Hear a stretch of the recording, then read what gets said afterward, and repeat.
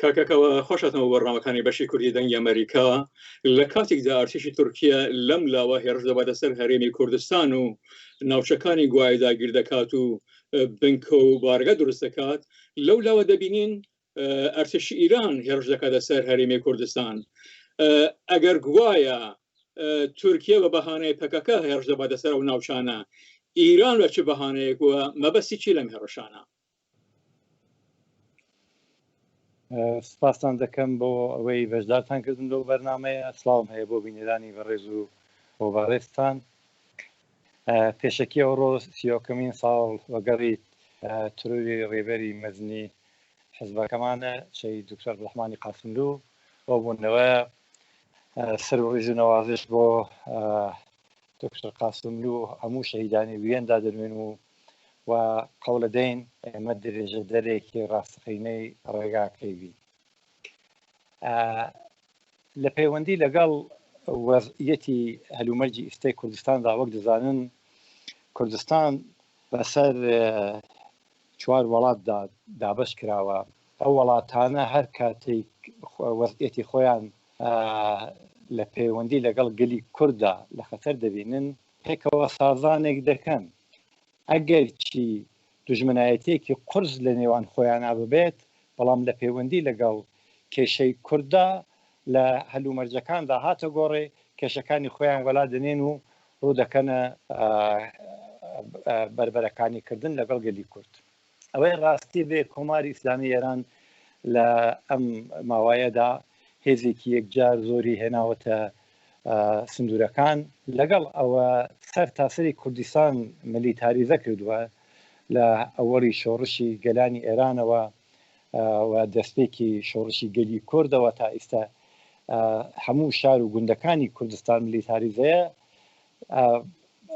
لەو هەلومەرجە ئیستادا دوو هێندەتر هێزی نظامی هەم لە بواری چەکوچۆڵ هەم لە بواری ئەفرادەوە هێناوێتە سندورەکان و لەو لە نێو خودی کوردستانیشدا مۆڵی داوە.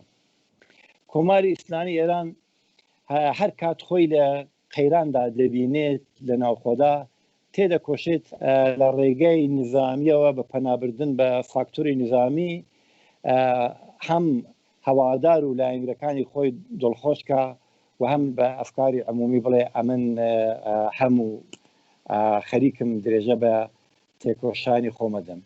ئەوەی کە کۆماری ئیسلامی ئێرانی تا ئێستا توانیوێتی بمێنێتەوە وەکو سیستەمێکی دیکتاتۆر ئەو حرەکەتە تەروریستیانەیە کە لە ماوەی ڕابردوودا لە ماوەی ئەو نزیک بە 42 ساڵەی عمری خۆیدا لە سەر تاسەری جیهان و بتێبەت لە ئێران و کوردستان کردوێتی. هەمومان دەزانین کۆماری ئیسلامی ئێران بۆ بەقاومانەوەی خۆی دەستی داوەتە هەموو جرم و جنایەتێک و لە کوردستاندا ئەو حرەکەتە چەند بەرابەرە لەبەر ئەوەی مەترسی گەورەی ئەوەیە کە گەلی کورد لەو پەیوەندیەدا لە ماف و ڕاخوازەکانی خۆی هیچ وەخت دەسەڵ ناگرێت. هەر بۆیە ئەو هێزەی کە هێناوێتی ئەو سنوورانە بەشێکی زۆر مەترسی ئەوەی هەیە کە لە کوردستاندا جوڵانەوەکە زۆرتر بەهێز بێت. کاکەکەوە ئەم هێرشانە ئایا ئامانجی هێزێکی تایبەتە یا بۆ ڕژیم ئێران گرنگ نییە دیموکرات بی کۆمەڵە بی پەژاک بی هەموو بە یەک چاوسەر دەکات؟ کۆماری ئیسلامی ئێران بە نسبەتی پەلاماردانی گەلی کوردەوە هیچ هێزێکی بۆ جیاوازی ناخاتە نێوان هیچ هێزێک. ئەو بە کۆڵبەرەکان ڕەحم ناکە. هەمووتان دەزانن خەڵکی کوردستان خەڵک لەباری مادیەوە خەڵکێکی فەقیر و دەستکورتە، بۆ ئەمراری مەعاشی و ژیانی نانی وشکی خۆیان پەنا دەمەنە کۆڵبەری، ئەو کۆڵبەرەکان دەکوژێت شەهیدیان دەکات. ئەو لە گرتن و پەلاماردانی خەڵکدا لە هیچ هەلومەرجێک سەڵ ناکات و بەردەوامە لە سەرکوتی گەلی کورد. بۆیە پێمان وایە ئەو وەضعیەتێکی دروستی کردووە زۆرتر لە کوردستاندا بەشێکی زۆری بۆ چاوترسنکردنی خەڵکە. ئەو پێی وایە ئەبە حرەکەتانە دەتوانێت شۆڕشی گەلی کورد لە ڕۆژهەڵە تا سەرکوت بکات.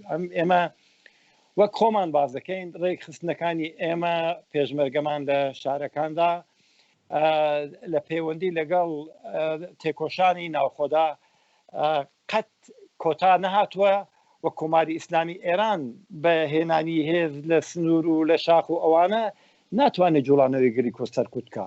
هەموو هێزەکانی گەلی کورد لە ئەحزابی سیاسی ئەوانە هەمویان ئەگەر کۆماری ئیسلامی ئێران پەلاماری هێزی پێشمەرگە بدات بێشک لە چوارچێوەی هەلومەرجی خۆیاندا بێوەڵامی نایڵنەوە. کاکاوە ئەم هێرشانەی چەوەی لەشکری تورکیا وایە خۆدەوەی ئیران تا چەند زیانی هەیە بۆ سەر بزوتنەوەی گەلی کورد نەک لە پارچەیەکدا بەڵکو لە هەموو پارچەکان؟ بەداخەوە ئەو ئامانجانەی کە ئەوان هەیەانە هەر ماڵوێرانیکردنی گەلی کوردە. ئێستا دەبینین ئەو حرەکەتانی کە لە هەریمی کوردستان لە سنوورەکانی هەریمی کوردستان دەستی پێ کردووە چ ئێران چ تورکیا ئەوەی کە زەرمەند بووە گوندنشینەکان و خەڵکی کوردستانە لە پەیوەندی لەگەڵ ماڵیان، لە پەیوەندی لەگەڵ سروەت و سامانیان، لە پەیوەندی لەگەڵ موچۆ مەزرایان، لە پەیوەندی لەگەڵ مەڕووماڵاتیان، لە پەیوەندی لەگەڵ خۆیان بە چەندین شەهیدیان داوە. ئەوەی کە لێرەدا گرنگە ئەوەیە بەڕاستی لە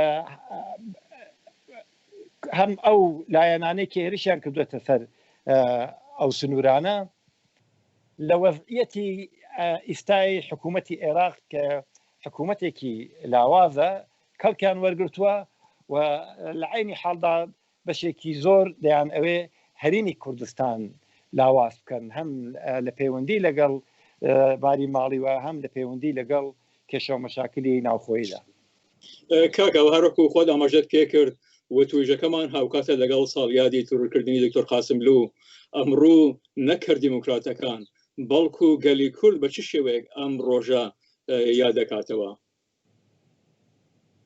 لە پەیوەندی لەگەڵ ساڵیادی شێتکردانی دکتۆر قاسملووی نەمردا هەموو ساڵی گەلی کورد لەسەر تاسەری کوردستان بە دەربڕینی ناڕەزایەتی لە بڵاوکردنەوەی ناویلکەی ناوخۆیی لە نووسینی درۆشم و تەنانەت کۆمەڵێک هەڵویستی شۆڕشگێڕانە لە سەر تاسەری کوردستاندا بەردەوام خەڵک ناڕەزایەتی خۆی دەربڕیوە. لەگەڵ ئەوە مەسئلەی دکتۆر قاسملو تەنها بۆ 22 پوشپەر ناگەڕێتەوە بۆ گەلی کورد تەنها ئەو ڕۆژە یادی بکاتەوە. باوەڕ فەرمونون لە تەواوی ساڵەکانی داوە لە تەواوی ڕۆژەکانی ساڵدا گەلی کورد بەردەوام وتە و بنەرخەکانی دکتۆر قاسملو قەت لەبیر ناکەن و بەردەوام دەبن لە تەبلیغاتی دژی کۆماری ئیسلامی ئێران لە پەیوەندی لەگەڵ تۆڕکردنی شەهیدی نەمرد دکتۆر قاسملودا. پاش چواردەیە لە خەباتکردن لە دژی کۆماری ئیسلامیدا لەو بڕواایەدان نوکی پێنووسەکان زۆر کاریگەرترە یاخود لولەی تفەنگ. لە بەرچاوگرتنی ئەوەی کۆماری ئیسلامی ڕژیمێکی سەرکوتگەرە تەنها لە ڕێگەی نظامیەوە خەڵک سەرکۆ دەکات، پێمان وایە هەردوو بوارەکەی دەبێت بەیەکەوە دژی ئەو ڕژیمە کار بکەن. ئەزانی ئێمە حزبێکی سیاسین لە سەرەتادا داخوازەکانمان لە ڕێگەی وتوێژەوە لەگەڵ کۆماری ئیسلامی ئێران هێنایە بەرباس، بەڵام ئەو لە جێ داخوازەکانی ئێمە جوابەکەی بە لولەی تفەنگ داینەوە. لەو ڕۆژەوە تا ئیستا ئێمە بەردەوام ئالامان کردووە کە ئێمە حزبێکی سیاسین و دفاع لە خۆمان دەکەین. چەکی ئێمە چەکێکە بۆ بەرگریکردن لە خۆمان، وەک دەبینن کۆماری ئیسلامی ئێران ڕەحم بە هیچ نووسەر و ڕۆژنامەوان و تەنانەت شاعرەکانیش ناکە. سەرکوتی ئەو بنسبەتی ئەوانەوە زۆر بێڕەحمانەیە، بۆیە پێمان وایە لە هەردوو بواردا پێویستە ئێمە بۆ بربەرەکانی لەگەڵ جمهوری ئیسلامی بڕۆینە پێش. کاکەکەوە ئەو فەرەتر لە 40 ساڵە ڕژیمی کۆماری ئیسلامی نەڕۆخا نەلاواز بووەوە، بەڵکو بەرهەڵستانیشی لە نیوان پۆزیسیۆنی کوردی لە بارودۆخێکی زۆر باشدا نییە. ئایا بیر لە شیوەیەکی تر لە ئالتەرناتیڤێکی تر کراوەتەوە بۆ سەوداکردن لەگەڵ کۆماری ئیسلامی؟ ئێمە لە ماوەی 4-5 ساڵی ڕابردوودا ئاڵوگۆڕێکمان لە چۆنیەتی وەکو حزبی دموکراتی کوردستان ئێران خەباتی خۆمان هێنا، ئەعلامی ڕاستانمان کرد، شێوەیەکی نوێی خەباتی شار و شاخمان هێنایە گۆڕێ و ئەوە توانیوێتی بۆ ئێمە باش جواب بداتەوە لەو پەیوەندیەدا کە کۆمەڵێکی یەکجار زۆر لاوانی وڵاتەکەمان هاتوون بە ریزەکانی شۆڕشەوە پێوەست بوون.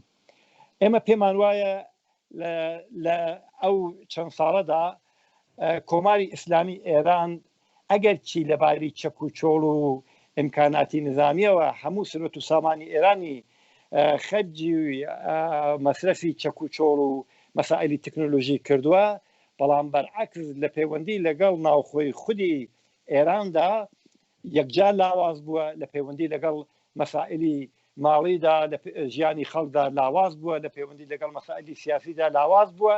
بەرعەکسەکەی ئێمە لەو 4-5 ساڵەدا جارێکی تر هەستانەوەیەکمان وەکو حزبی دموکرات وەکو لایەنە کوردەکانی دیکە جێگەر بڵێن بخۆوە بینیوە بەتایبەت ڕاسان بووەتە حرەکەتێکی گرنگ ڕاسانی شار و شاخ لە نێوخۆی ڕۆژهەڵاتی کوردستاندا و ئێمە پێمان وایە ئاڵۆگۆڕێکمان لە وەزعیەتی خەباتی خۆمانمان پێکهێناوە و ئەوە بەردەوام دەبێت.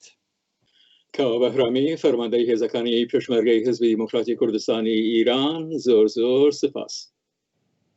سپاس بۆ ئێوەی ژماندوو نەبن، دەستان خۆش بێت.